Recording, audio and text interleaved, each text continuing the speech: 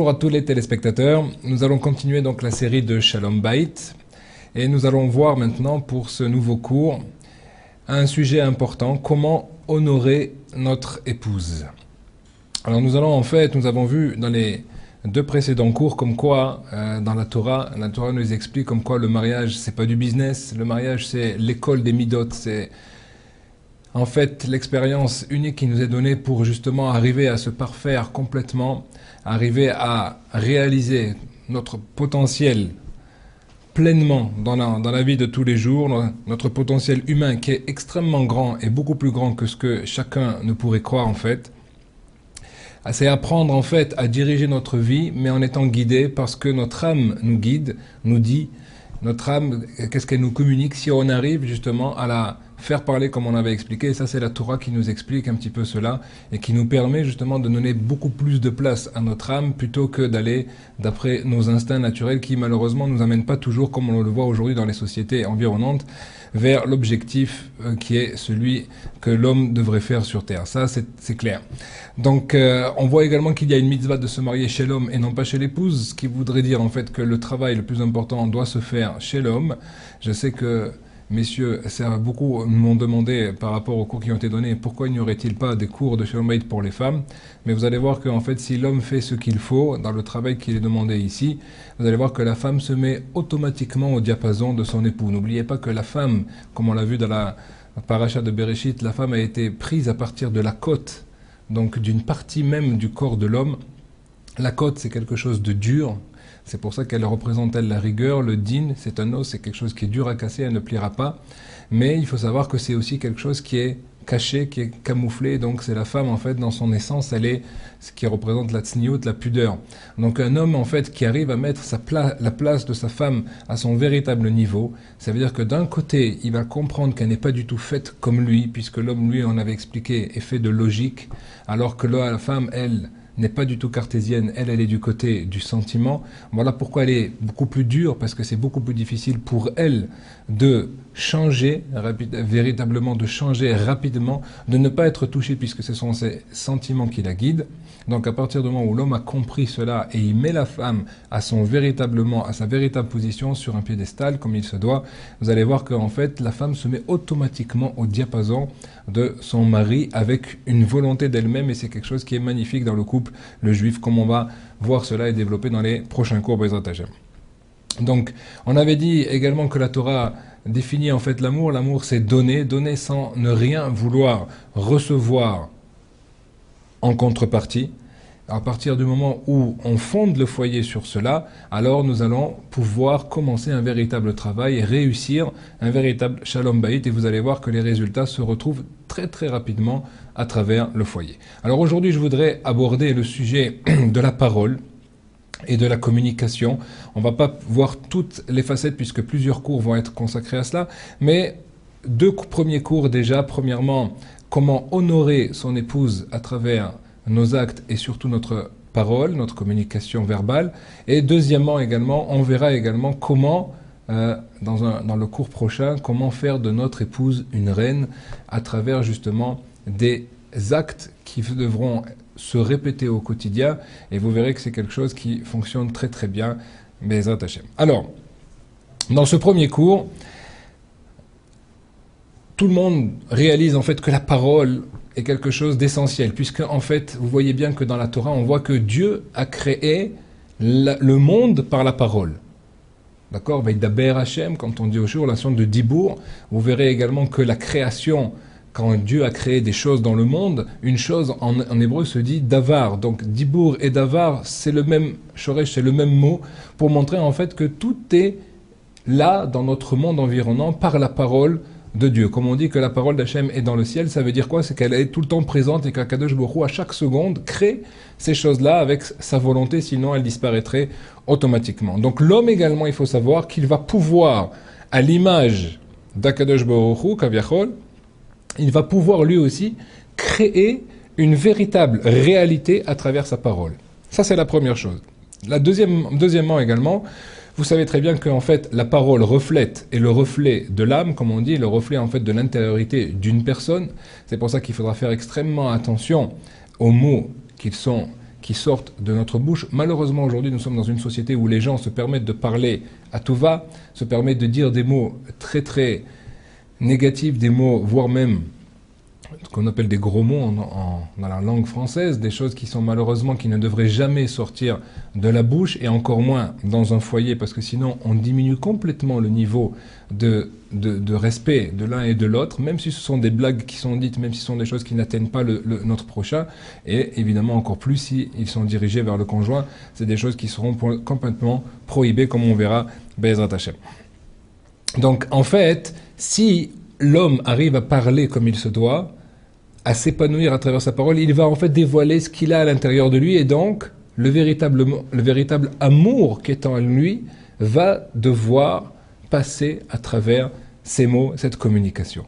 Ça c'est quelque chose d'extrêmement important et comme on a vu tout à l'heure qu'en fait se marier c'est vouloir donner à l'autre. Bon, vouloir donner à l'autre, ça commence par la parole. C'est pas pour rien que quand la première relation, la première chose, le premier contact que nous pouvons avoir avec un être humain, c'est justement au niveau de la parole. Et c'est là que la communication et le lien va commencer à se faire. Donc, il est extrêmement primordial au niveau du couple.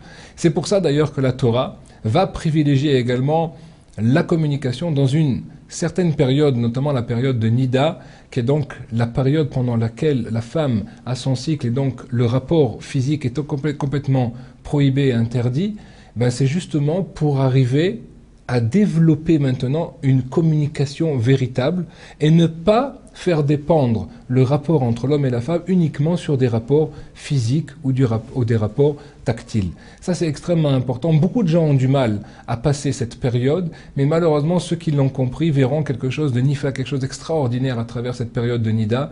Ça veut dire qu'on va passer à une dimension différente. On va maintenant investir l'un et l'autre envers une communication, envers une étude, on peut aussi étudier ensemble. On va maintenant faire autre chose que des choses qui sont basées sur la relation, soit physique, soit relation justement d'attirance de l'un vers l'autre, qui ne doit pas être la seule et unique communication dans le couple.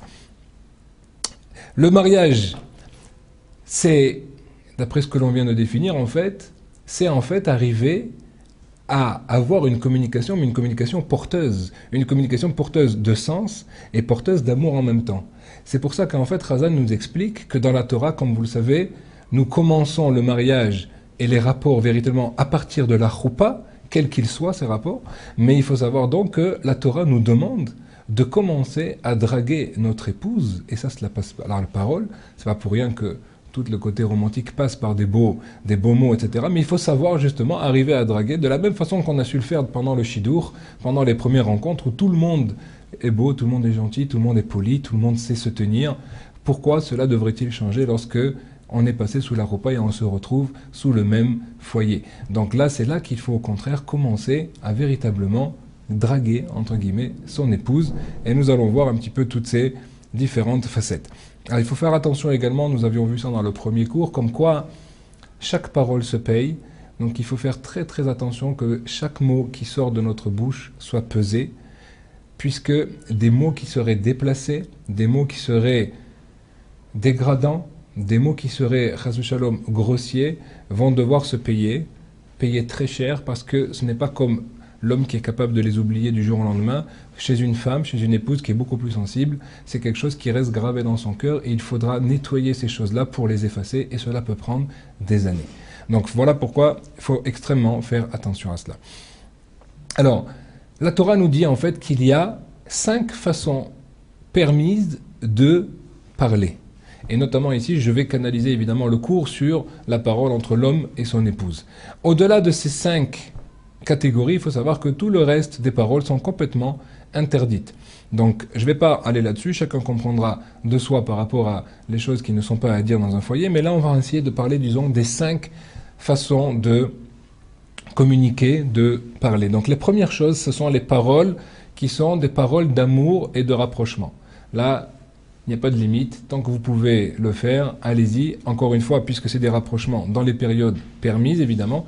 Mais donc, toutes les mots d'amour, toutes les choses qui sont vraies, qui sortent évidemment du cœur, on ne parle pas maintenant ici de quelque chose de faux ou de déplacé. On parle vraiment que toute personne, toute parole que l'on pourrait dire envers son épouse et qui permettrait un rapprochement quel qu'il soit, c'est quelque chose qui est favorable, quelque chose qui est extrêmement positif pour le couple. Ça, on pourra les consommer sans modération.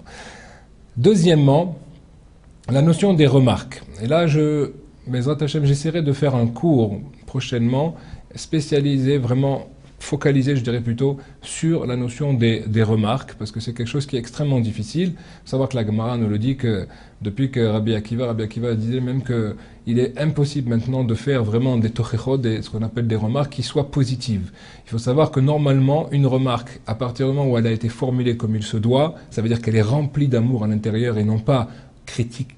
Ce n'est pas une critique, bien que le mot peut avoir un sens pas forcément péjoratif, mais en règle générale, le mot critique est péjoratif dans la langue française. Et il faut savoir que la tochecha, également, c'est pas du tout facile. C'est pas du tout facile d'énoncer une remarque envers une personne sans qu'elle soit touchée par cela. Mais, donc, cela est faisable également, c'est possible, si la personne sait le faire comme il se doit. Et ça demande beaucoup de délicatesse, beaucoup d'amour envers l'autre, et jamais ne faire cela tant que la personne est touchée à l'intérieur de soi. Donc c'est pour ça qu'aujourd'hui, comme on le verra dans ce cours spécialisé là-dessus, ce n'est pas du tout évident de pratiquer ce genre de choses.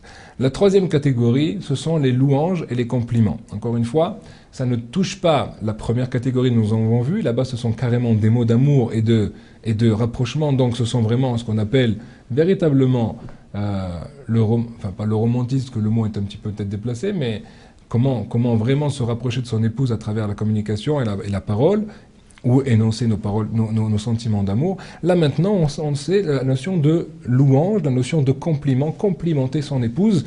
On verra également dans le cours qui suit comment faire cela. Il y a des techniques par rapport à cela et vous verrez que c'est quelque chose qui est extrêmement vital. La quatrième catégorie de paroles que l'on peut donner, dont on peut parler, et qui est nécessaire de parler également, et ça c'est là que le mari doit apprendre également. Il doit prendre les rênes sur ce côté-là, puisqu'en fait, la Torah nous définit comme quoi le mari, lui, s'occupe de tout ce qui est rouhani dans le foyer, tout ce qui est spirituel dans le foyer, ça veut dire toute la direction que va prendre le foyer, que ce soit au niveau de la halakha, de la loi, que ce soit au niveau de l'éducation, que ce soit... Toutes ces choses-là vont être gérées par le mari. La femme, elle, va s'occuper également, plutôt, elle, du côté de la maison, dans le côté de la matière, dans le côté technique des choses, etc., dans le côté de l'enjolivement des choses. Ça, c'est elle également qui aura prédominance là-dessus, puisqu'en fait, c'est elle qui est beaucoup plus présente dans la maison que le mari. Donc, cette quatrième catégorie est primordiale puisque le mari doit justement montrer qu'il prend les rênes, qu'il décide dans le foyer, qu'il est responsable dans son foyer par rapport à tout ce qui se passe au niveau de l'éducation des enfants, au niveau de la direction à prendre sur tel ou tel sujet. Donc ça, ce sont des choses qu'il faut parler et qui sont importantes de les faire évidemment à des moments où chacun des deux conjoints sont réceptifs à ce genre de paroles. Et la dernière chose dans laquelle il est permis de parler également, comme nous dit la Torah, c'est, et ça c'est quelque chose que l'on peut également et que l'on doit utiliser sans modération également, ce sont les remerciements.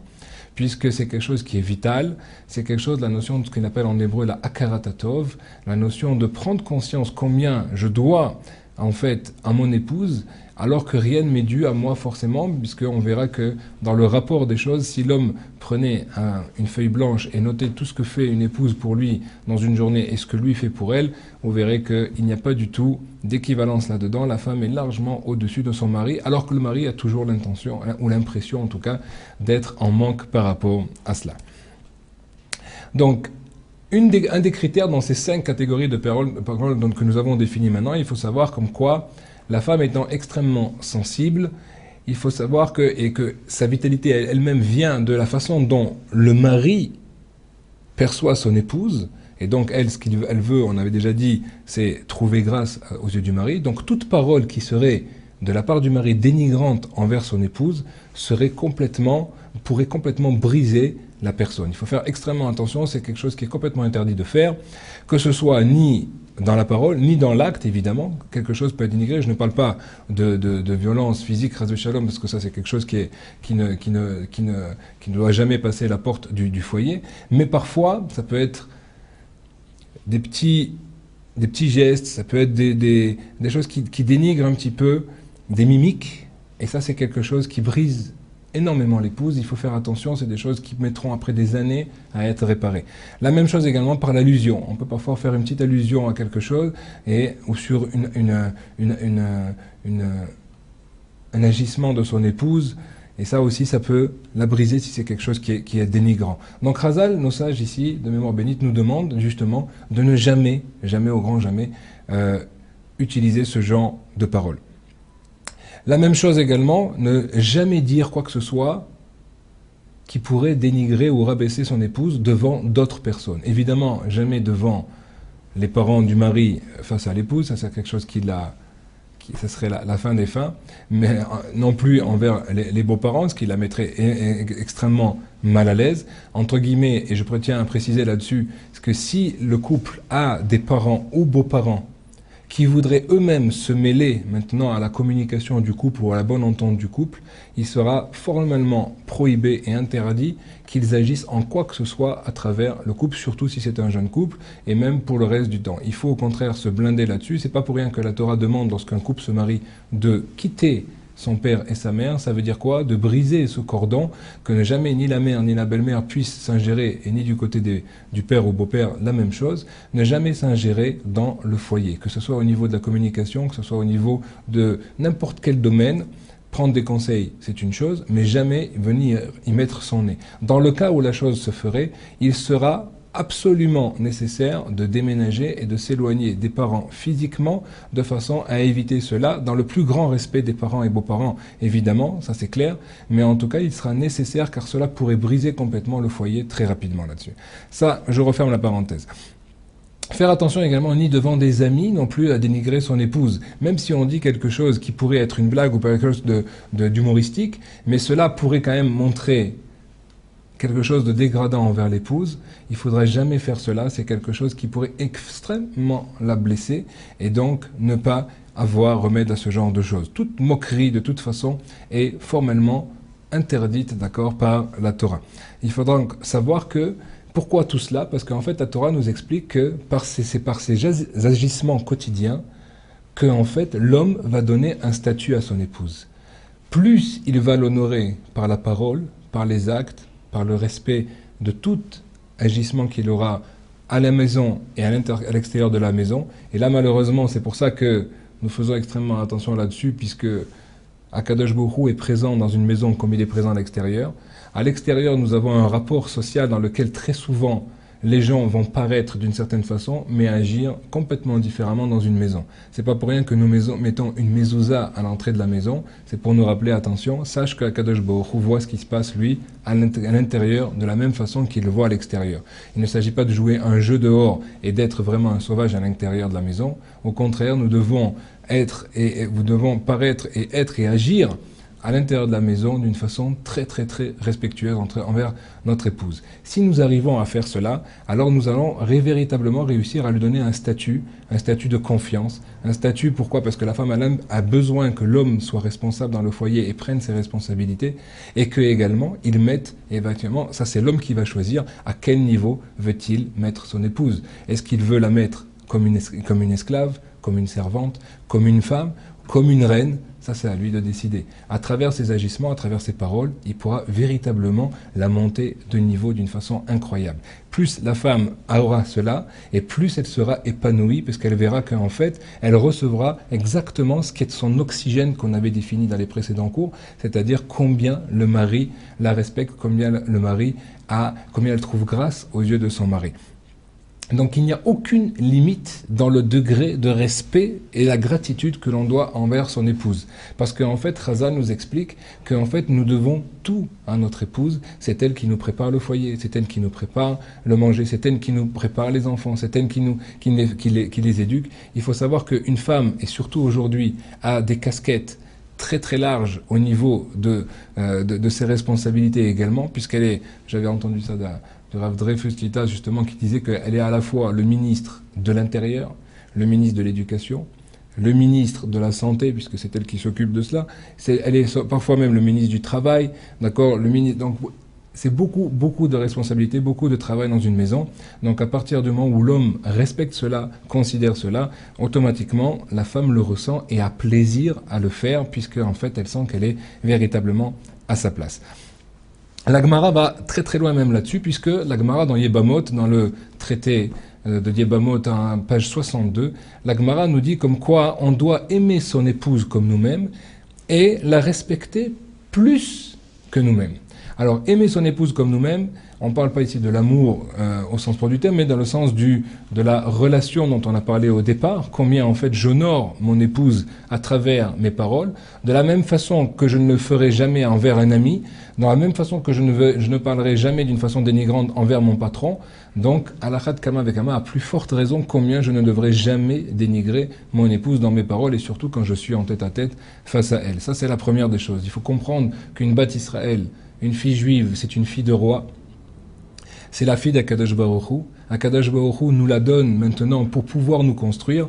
Combien il serait moche de la dénigrer, combien il serait moche de la rabaisser, alors qu'en fait, elle vient justement d'une royauté. Donc, il faut savoir également qu'à chaque fois que l'homme va au contraire l'honorer, Akadosh Baruch Hu va le voir, va l'entendre, et va donc agir. La présence divine sera plus forte dans le foyer. Plus nous allons parer notre épouse et lui donner des attentions, comme nous allons voir dans le cours qui suit, et bien plus la shrina, la présence divine sera grande dans la maison. Il faut savoir que c'est même une mitzvah parfois, puisque Chazal nous apprennent jusqu'à aujourd'hui comme quoi il y a une mitzvah d'acheter un bijou ou d'acheter un habit pour les 3 fêtes, que ce soit Pessah, Shavuot et Sukkot, et avoir l'intention, quand on fait cela, d'honorer notre épouse, et également en même temps d'honorer la shrina. Comme ça nous disent les Mekoubalim. Ils nous disent que justement, la femme, c'est la shrina dans la maison, comme on avait expliqué également, et comme nous verrons plusieurs fois dans les prochains cours, comme quoi en fait la femme va nous permettre d'être le transmetteur entre ce que Akadosh Baruch Hu veut nous dire dans ce monde, c'est elle qui va le véhiculer. Et elle ne va être en fait que le reflet de notre travail et de notre avodat Hashem que nous avons envers Akadosh Baruch Hu. Mais ça, c'est un sujet dont nous reparlerons Bezrat Hashem plus tard.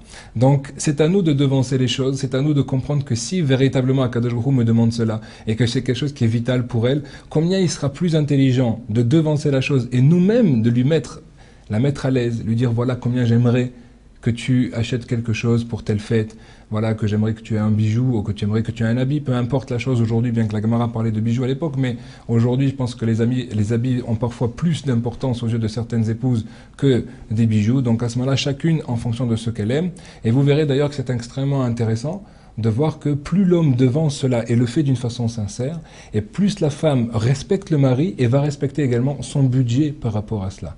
Alors qu'une femme qui est en manque, elle aura besoin d'essayer d'avoir maintenant, de se donner elle-même des attentions qu'elle n'a pas au niveau du mari, de les prendre dans la matière et donc de dépenser beaucoup plus, de s'acheter beaucoup plus ou d'aller beaucoup plus à l'extérieur, ce qui peut après arriver, Chas Shalom, à des choses négatives.